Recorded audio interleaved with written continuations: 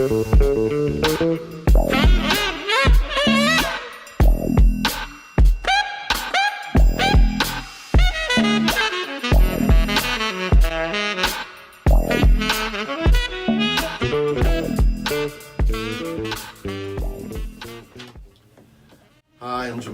Coleman.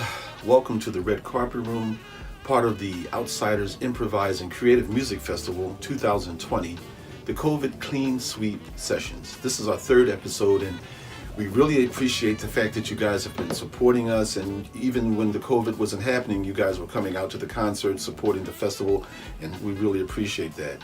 But now that the pandemic is here with us, and you guys are being safe as you possibly can, being at home, we're going to be featuring the wonderful Daniel Carter on saxophone, the incomparable Gerald Cleaver on drums and percussion, Jamie Branch on trumpet.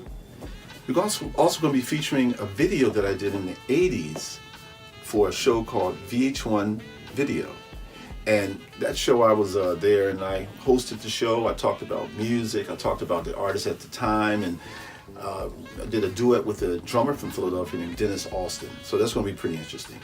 We're going to also feature a duet from Italy, very interesting duet named Trema, with Giovanni Todisco and Giuseppe Candiano.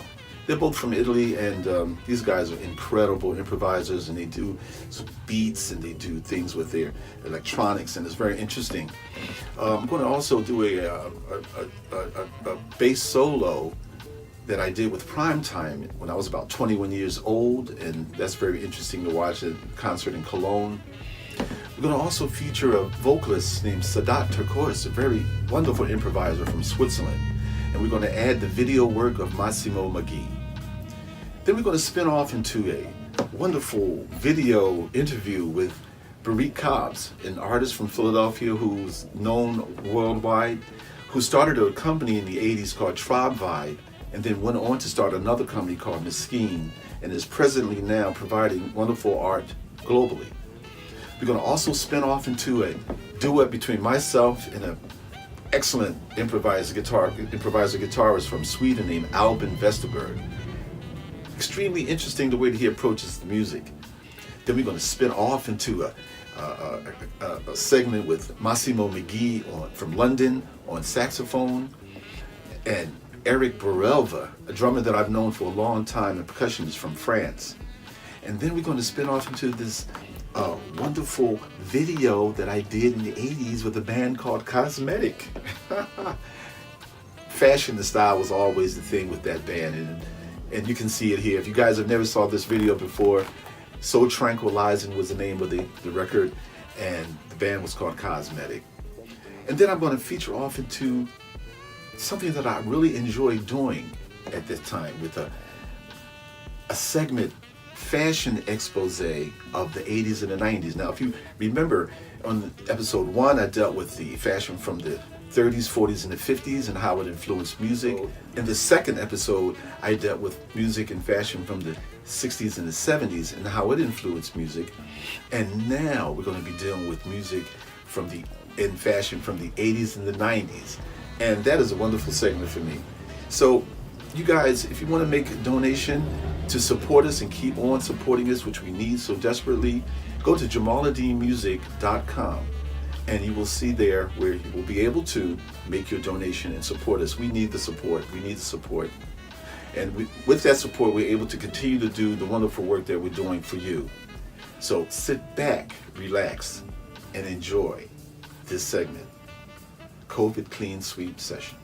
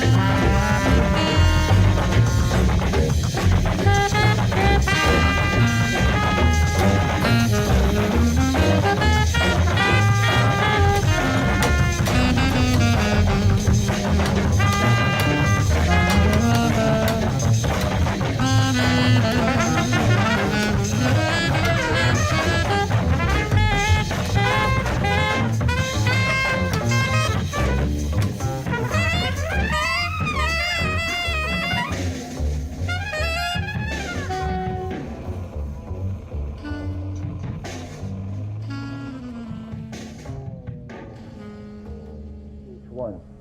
Right now, I'm going to play for you, and along with me, I have a friend of mine from Philadelphia. His name is Dennis Austin on drums and percussion. Yay! Anyway, Dennis and I, we sort of grew up together in Philadelphia, and we were in the same classroom in, was it ninth grade? Yeah. Ninth? Mm-hmm. Yeah. How can I forget that? Anyway, Dennis is my new band.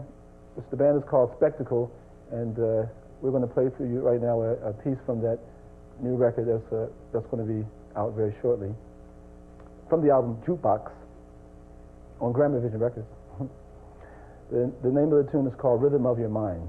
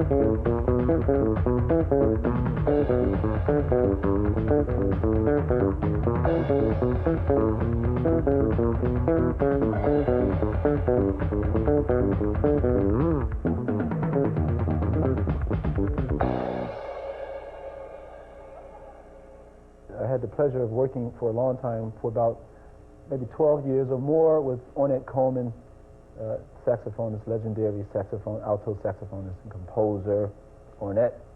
I wonder what Ornette would have sounded like playing with Duke. I bet that would have been really something good to hear. Ornette's band Primetime is a sort of a big band also, but usually everybody comes up to me and asks me, well, what about Primetime? Why do you have two bass players, two guitar players, two drummers, and Ornette just in the front? First of all, Ornette always thinks of himself as not being the actual person in the front playing the saxophone, and you know, he has the band playing behind him. No.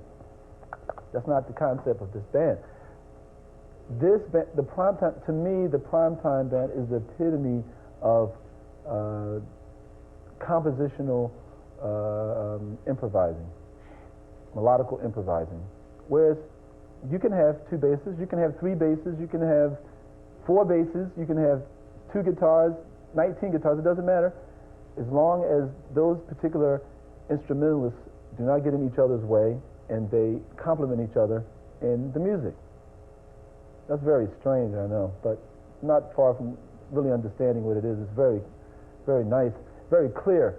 And Ornette in the Primetime band has a certain way of getting the musicians to come together and to play together and to gel together producing more exciting music. I guess that's why he showed me some video clips of himself playing in Nigeria with some Nigerian musicians. The strange thing about it, this video clipping showed these musicians, they didn't have any music in front of them or anything, and you might have thought you heard Kool and the Gang. I mean, it was incredible music. It was really nice. So, to me, the Primetime Band is really, I think people are still trying to understand it, but yet it's not so deep that you can't understand it because it's very natural. Very natural. So much for my... You're tuned in to New Visions on VH1. We'll be right back with more great videos for you. I know everybody... Some people that I know, they like his music. I like his music very much, and most of the people that I know, it's the kind of music that you sit home and you relax. You know, I remember one time my wife, she's watching. We were having dinner one time, and I brought the speakers up. We were eating dinner, listening to this music. She probably had no idea what it was, but it sounded very nice and was very pleasing. I know I'm a musician. You know, I listen to these things. I was asked to describe my musical fantasy. Well, actually, I thought one time, it's two parts to that, I guess. I'm going to make it very short. But one half of that is I had a dream one time that I was envisioning this very beautiful flowing music that was performed by string players and myself, which sort of was a dream come true when I recorded my first album, Showstopper. And I had the pleasure of doing that record with the string quartet, the Ebony String Quartet in Philadelphia, along with Wilhelmina Fernandez, who was the vocalist in the movie Diva, which I thought was a fantastic movie. So that was, the name of that piece was called The Bird of Paradise. So for me, that was sort of a musical fantasy, whereas I had this dream of this nice flowing music, and it became a reality. But in a deeper way, it would be a great fantasy to have music as an instrument to bring about world peace. Now, I know what makes peace: people understanding themselves first and then understanding others. But I think that if music could really reach people and touch people in a certain way, that would bring them together even more. To me, that would really be my ultimate fantasy: to have peace in the world. And if music could do it, that being my instrument of getting that across. Other than all that deep stuff, of course, I like to play with like all the great musicians of the world and collaborate with them and produce like people. I love, to work as a producer with many different people, play my bass as much as I possibly can. And there's so many great musicians. I would do such an injustice to say one in particular, but like weird concepts, mixtures, like that kind of thing, I would like to do that very much. That would be my ultimate musical fantasy. You're tuned into New Visions here on VH1.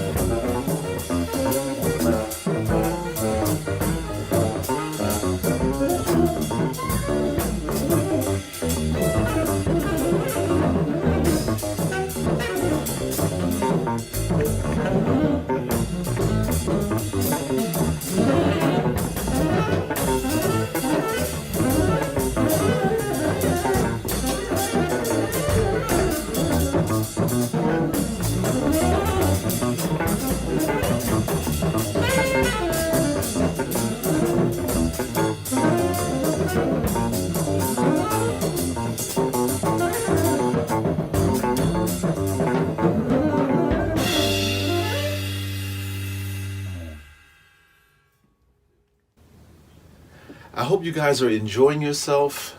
Please sit back and relax, but feel free to donate. Please go to www.jamaladeanmusic.com and support us. We need your support to continue to do what we do for you.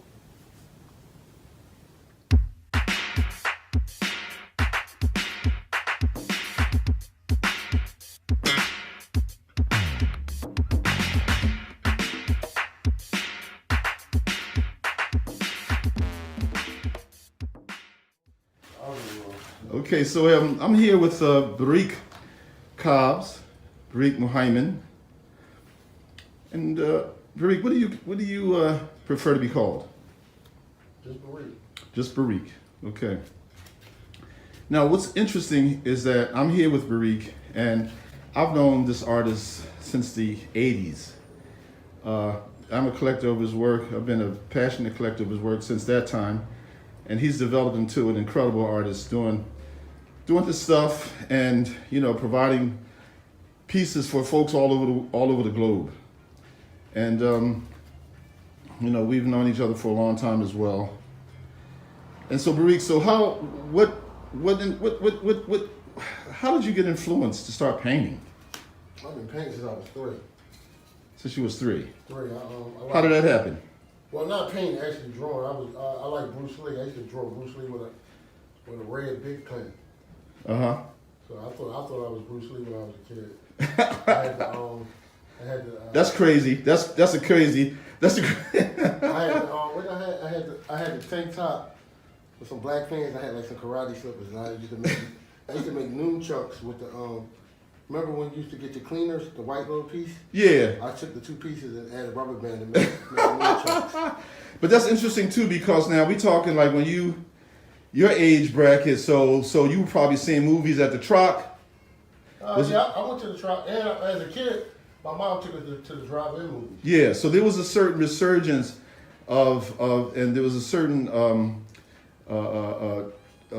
following of kung fu and karate films that were happening, and young folks, they were checking it out, and that was interesting. That was a little bit after my time. At my time, it was when going to the movies was more like science fiction, which I dug and stuff like that, which came later, right. Which you dig also. Yeah. So that that was there. I like Star Wars. I'm a big Star Wars fan. Yeah. So my influence when I was a kid, it was something everybody was influenced by. It was, of course, Bruce Lee cartoons. Saturday morning cartoons. Yeah. Thundercats.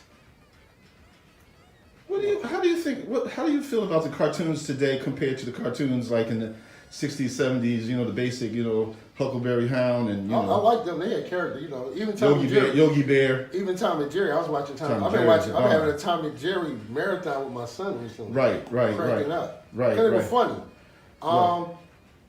Cartoons now is pretty corny. Corny, yeah. I know, they like weird. Beyond corny. I mean, they're not even interested. I mean, the last couple things I've seen in the last 10 years, when my son was little, I used to watch Samurai Jack, and that was hot. Okay. So it was a mixture like Bruce Lee and Clint Eastwood. And he's a samurai from that timeline, and then this wizard put a spell on him and take him into the future. Mm-hmm. And he trying to get back to the past. It's crazy. He has a villain. His adversary his nemesis is called Aku. Aku, okay. He like Samurai Jack, I'm going to kill you. Take you back. You can't escape. Aku.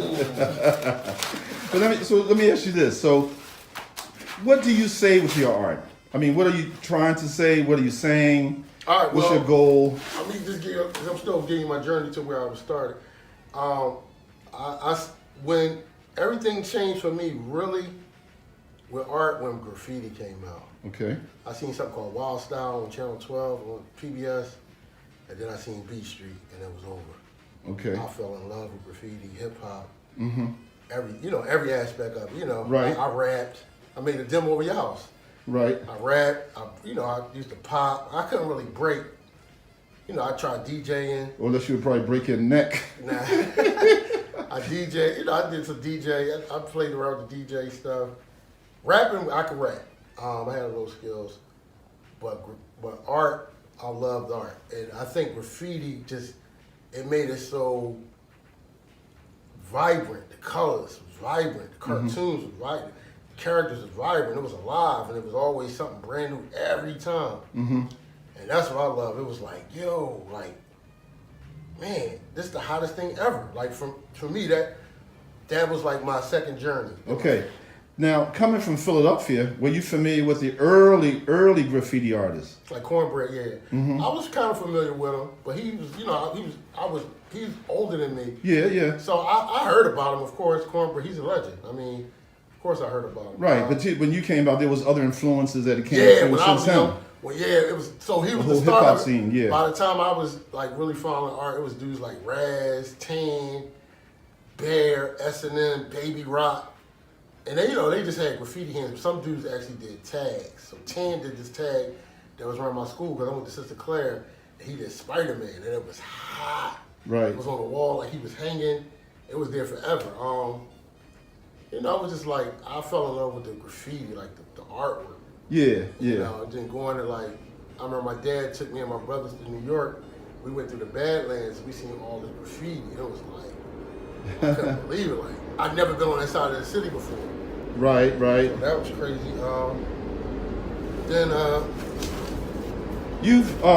But you've also been in many shows. Could you tell me a couple of shows that you've been in? Yeah, I've been in many shows. I had my first solo show like in the '90s. Well, I think his name is Ishmael. Ishmael had a shop on Second and Arch or something. Okay. That was my first show. It was like 90.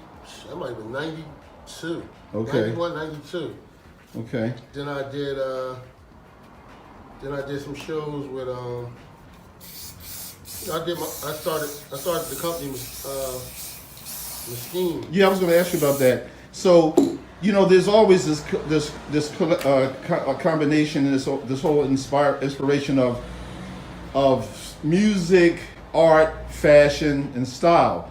So I'm familiar with the company that you guys started. Could you tell me a little bit about that company, which was called Mesquine? So Mesquine was something that was an inception from. I mean, it was many journeys. We started something like when I was in college called, and that was a turning point too in college. When I was in college, I was doing graffiti, and then I was studying art history. And it was like Renaissance, and it was like Philly cat. I'm like, I couldn't relate to Renaissance. The people didn't look like me. I couldn't relate to the Europeanness. I felt isolated. And then I was in the library and I picked up a book with African masks and I fell in love with it. Right. That was my next love. Was like, whoa, this is crazy. Yeah. The motifs, the African features that I was like, whoa, this is me. Yeah. I connected with it immediately. And then I just started doing drawings. And then the drawings turned to t-shirts because it was like, I was doing fashion. I remember when I was a kid, I used to look through my dad's GQ books. Right. And I drew actually a fashion illustration, and that was like my first t-shirt. Right. Then later, I started doing like the African motifs like the whole time. I used to go, I had another friend, one of my friends who became one of my partners with the Tribe Vibe, with Mesquine and Muzan. It was King Abdul Hadi. I met him, and we instantly became friends. It was just a friendship. And then we started a small business. Like I would go down. Yeah. I went down to his school. He went to Howard at the time. We bought a box of shirts and we did them. And sold them on campus, and it was like it was liquid gold. And then the following year, I met another guy named Ibn Anderson, and we worked together and we started doing more shirts. And we were doing shirts, but we didn't have a name. It was just a shirt. Right. But then we came up with a name, listening to the Tribe Called Quest. Right. So we came up with Tribe Vibe from that one of his songs that said we got the tribe. And we like, ooh, Tribe Vibe. Okay, so that's how Tribe Vibe came from. Right. One of the songs from Tribe Called Quest. Tribe Called Quest, yeah. And then we did that for years, and it was hot. It was hot. We got into Nordstrom's. We did a pop up in Nordstrom's back in the day. Right. We got in John Warnamakers. We had stuff. Then I got my stuff on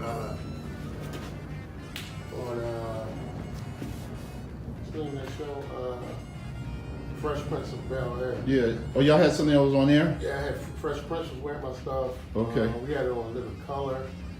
We had it on Martin in that timeline. Then later on, everybody was settling down in life, but I still was doing shirts. And then I remember I talked to Ed and I was like, yo, what's up? Like, yo, I got a new name for us. I'm like, what's the name?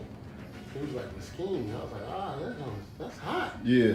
And I was like, but it was funny because when I do a shirt, I do the image first, and the last two things I do, I put the name of it and then I sign it. So that's the last two things I do. So at this particular point in your career now, you're located where here in? I'm 526 Avenue of the States, Chester, PA 19013. And I noticed that the area here is coming up in terms of artists and a lot of different people here in Chester. Yeah, it's a real artsy area. It's like about seven artists live on this block. So it's like a collective. Right now, I'm in this collective right now with my buddy right now, Linwood, and everybody call him L. Yeah. It's called Butcher Shop Rehab. So that's a collective with Kenya, him and myself, and we be doing like, we was doing a collab between art and furniture. Yeah. So home decor. So yeah, and we've been doing some installational work. So as well, yeah. Yeah. So I mean, it's like another chapter to Mesquine, but in a different fashion. Fashion, right? More like living. Living, living lifestyle. Lifestyle, yeah. So where do you see everything going in your career from this point on? I mean, only God knows, the most, but. How do you see it moving? What areas do you want to touch? Right now, I'm really getting into installational stuff like space, like not just two-dimensional, but a space like 20 feet, 20 by 40 feet, like a space that make you think. Okay. And some things that make you contemplate. So I've been working on, me and Elle been working on some pieces right now. Like these pieces of wood, I've been adding motifs on them. Okay. And then I did another piece where he did it, and then I created a giraffe shadow behind it. Ah. So some very interesting stuff. He has a unique mind, very brilliant. As well. Yes. Okay. So I'd like to say, Barik, thank you for spending some time here. Like I said, I've been knowing your work for a long time, and I still got pieces in my career that I adore and I'm passionate about. So, I hope you all the success. Assalamu alaikum. Thanks for the content.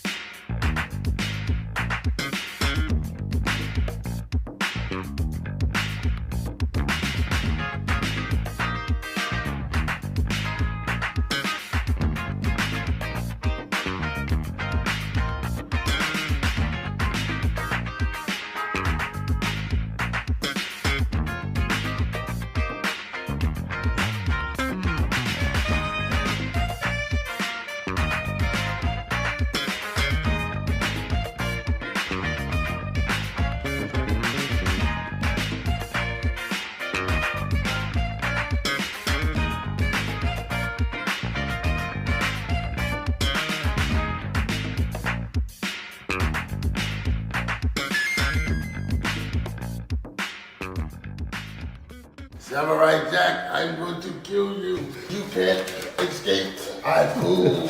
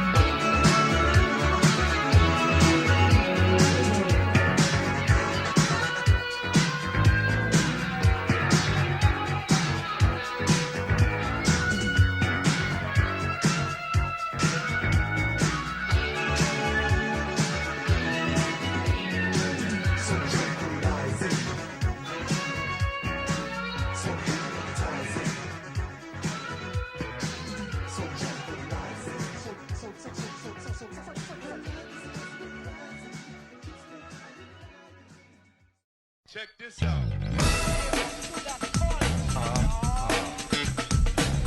Yeah. Yeah. Yeah.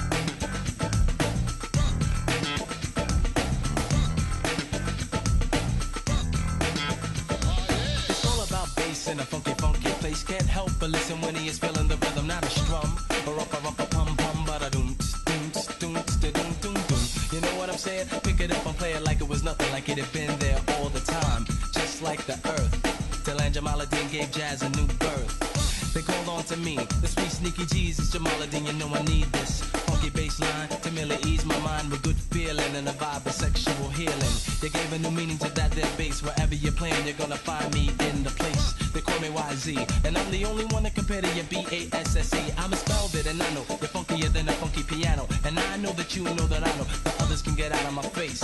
Jamaluddin is the boss of the bass. He is the boss of the bass. He is the boss of the bass. He is the boss of the bass. He is the boss of the bass. Strings of the king, or should I say the boss? The others can get lost, the bass is in your face. So what you gonna do but front? He's the one you want. Looking for a stunt man? Nah man, you better get with the program. I stand with men and I don't give a damn. If you can't hang, I hit with a bang. You all know my name, ain't a damn thing changed. Incidentally, sucker, you're not a friend of me. Jamal can range from Sly to Public Enemy. Remember Willie and the Mighty Magnificence? All the meters, well, they're all significant. There was a time when they couldn't have been touched. Well, now you know how Jamal feels. The others suck, so you better get lost. Jamaluddin is the boss of the bass. He is the boss, the boss of the bass. He is the boss of the bass. He is the boss of the bass. He is the boss of the bass.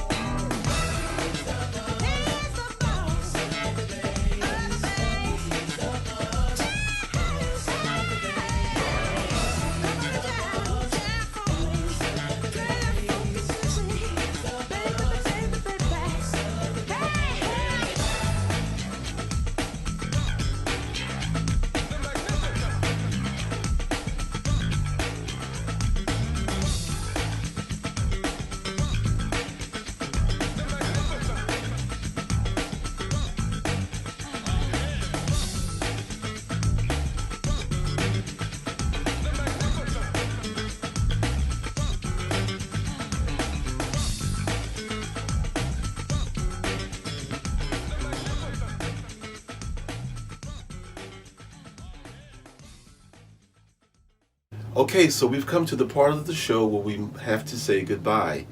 But we thank you so very much for your support. The support that you've been giving us all of these years. And, you know, the success of the Outsiders Improvised and Creative Music Festival has been because of you and your support. So we thank you. You guys, please continue to be safe as you possibly can, because the pandemic is not over. And so you have to do all that you can do to make sure that you and your family and the community and the world at large is safe. So if that means wearing your mask and cleaning your hands and using sanitizer or doing whatever you have to do to keep yourself safe, do it. I'd like to give a big shout out to Daniel Carter, Joe Cleaver, Jamie Branch, the band from Italy, Trema, Massimo McGee from London, Sadat Turkors from Switzerland, our friend Barik Cobbs, the artist from Sweden, the guitarist Alban Vesterberg, from France, Eric Borelve, and all of the supporters who've been supporting us. We continue to do what we do because of you. You guys feel free to support us by giving us a donation. The donation helps us to continue to do what we do, and we try to do it on that level that you will appreciate it. Go to www.jamaladeenmusic.com. Please give your support. And in the meantime, you guys be safe, stay cool, lay low, and let's go outside.